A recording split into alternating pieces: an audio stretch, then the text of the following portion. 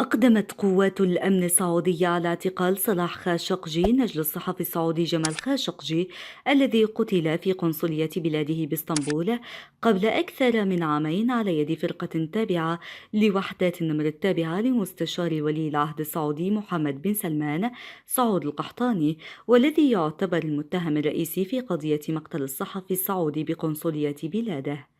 وفي السياق أكد مصدر سعودي مطلع اعتقال السلطات المختصة صلاح خاشقجي بعد عودته من السعودية قادما من الولايات المتحدة، مشيرا إلى أن ذلك تم داخل مطار الرياض، فيما لم يعرف حتى اللحظة أسباب الاعتقال التي نفذت على الأرجح بأوامر من ولي العهد السعودي محمد بن سلمان.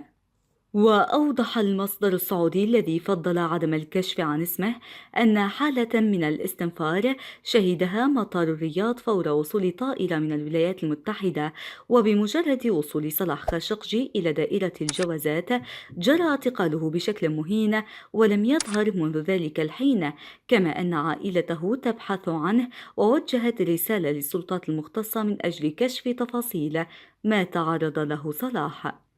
وأشار المصدر إلى أن رسالة وصلت إلى مكتب محمد بن سلمان وجهت من قبل عائلة خاشقجي تهدد بكشف تفاصيل مقتل جمال خاشقجي والحديث بملفات خطيرة في حال لم يكشف مصير ابنه صلاح، ويتم الإفراج عنه في حال وجوده في أحد سجون بن سلمان السرية.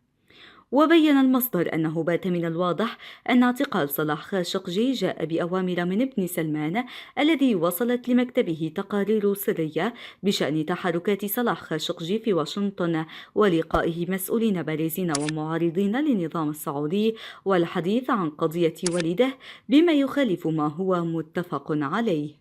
وفي وقت سابق نشر صلاح نجل الإعلام السعودي جمال خاشقجي الذي قتل في قنصلية بلاده باسطنبول قبل أكثر من عامين صورة خاصة لوالده بمناسبة يوم الأب العالمي، وكتب صلاح على الصورة التي نشرها عبر حسابه الشخصي بموقع التواصل الاجتماعي تويتر: الله يرحمك. يذكر أن النيابة العامة السعودية أصدرت مطلع أيلول سبتمبر الماضي أحكاما نهائية بحق 8 متهمين بقضية مقتل خاشقجي، وأكدت أنه بذلك تنقضي الدعوى وتغلق القضية، حيث قال المتحدث باسم النيابة العامة وفقا لما نقلته وكالة الأنباء السعودية الرسمية حينها: هذه الأحكام وفقا لمنطوقها بعد إنهاء الحق الخاص بالتنازل الشرعي لذوي القتيل تقضي بالسجن لمدد بلغ مجموعها 124 سنة، يطال كل مدان من عقوبتها بحسب ما صدر عنه من فعل إجرامي.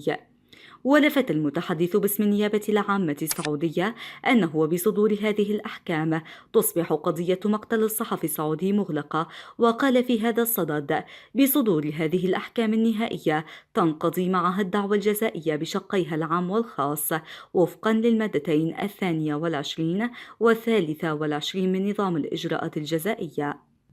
وفي وقت سابق كشف حساب العهد الجديد بموقع تويتر أن صلاح خاشقجي نجل الصحفي السعودي الراحل جمال خاشقجي شهد لصالح ولي العهد السعودي محمد بن سلمان ضد والده في المحاكم الأمريكية. وقال العهد الجديد في تغريدة إن صلاح خاشقجي قدم إفادة في المحاكم الأمريكية مطابقة تماما لرواية الحكومية السعودية ضمن القضية التي تتهم ولي العهد بضلوع في اغتيال خاشقجي. وقبل أيام كشفت صحيفة نيويورك تايمز الأمريكية عن أن 4 سعوديين شاركوا في عام 2018 في قتل الصحفي السعودي جمال خاشقجي الذي كان يعمل بصحيفة واشنطن بوست. تلقوا تدريبات شبه عسكرية في الولايات المتحدة بموجب عقد أقرته وزارة الخارجية الأمريكية. وأوضحت الصحيفة الأمريكية أن التدريب قدمته شركة تيلوان جروب الأمنية ومقرها أركونسو، والتي تملكها شركة الأسهم الخاصة سيريبيروس كابيتال مانجمنت، وأنه كان ذا طبيعة دفاعية وصمم لحماية الزعماء السعوديين. ولم ترد شركة سيريبيروس بعد على طلب للتعقيب من رويترز. وردا على تقرير صحيفة نيويورك تايمز، قال المتحدث باسم الخارجية الأمريكية نيد برايس إنه بموجب القانون لا يمكن للوزارة أن تعلق على أي نشاط دفاعي مرخص يرد ذكره في تقارير أعلامية. وأضاف أن السياسة الأمريكية تجاه السعودية ستضع في أولويتها حكم القانون واحترام حقوق الإنسان. وقتل خاشقجي الذي كان مقيما في الولايات المتحدة، وكتب مقالة رأي في صحيفة واشنطن بوست تنتقد ولي العهد السعودي الأمير محمد بن سلمان، ومثل بجثته على يد فريق من العملاء المرتبطين بولي العهد في قنصلية المملكة باسطنبول في أكتوبر تشرين الأول 2018.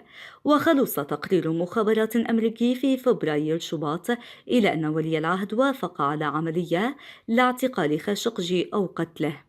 ووفقا لصحيفة نيويورك تايمز، فقد أكد لويس بريمر المسؤول التنفيذي الكبير في شركة سيريبيروس دور شركته في تدريب الأعضاء الأربعة في فريق قتل خاشقجي العام الماضي ضمن أجوبة مكتوبة لأسئلة طرحها أعضاء في الكونغرس في إطار ترشيحه لوظيفة كبيرة في وزارة الدفاع الأمريكية البنتاغون في إدارة الرئيس السابق دونالد ترامب.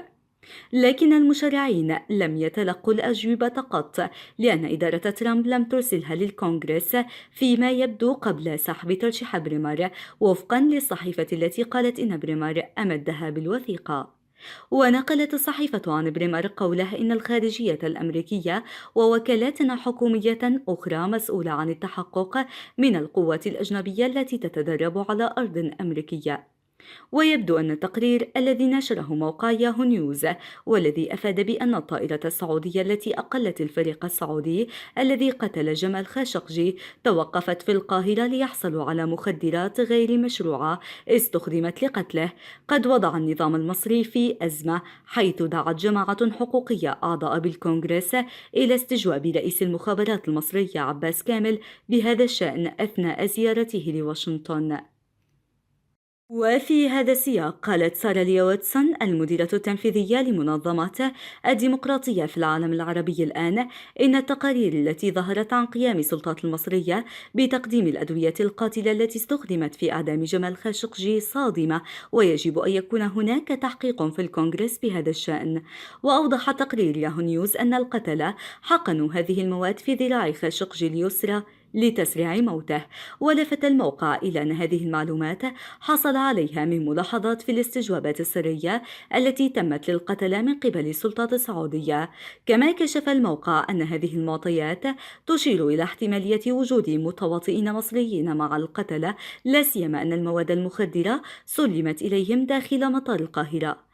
وأشار إلى أن فرقة النمر التي ارتكبت الجريمة كان من المعد لها أن تقتل خاشقجي بهذه الحقنة قبل اختطافه إلى طائرة تقله إلى السعودية.